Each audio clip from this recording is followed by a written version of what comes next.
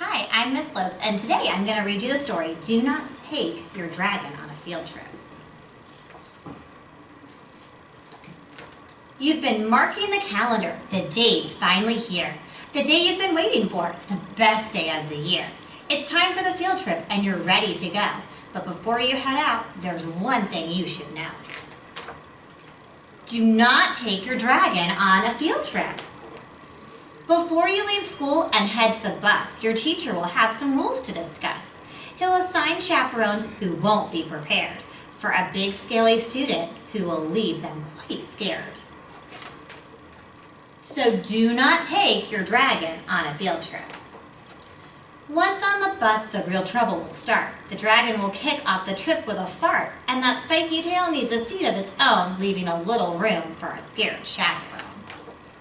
So do not take your dragon on a field trip. When you're on a field trip, you represent your school. Manners are important, so follow each rule.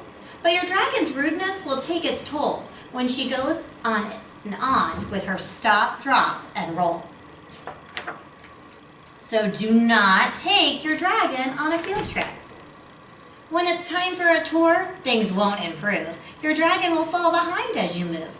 Once back in line, he'll demand you go faster. He'll touch the wrong thing, it will be a disaster. So do not take your dragon on a field trip. Whipping around, her tail hits your arm. Next thing you know, you've hit the alarm.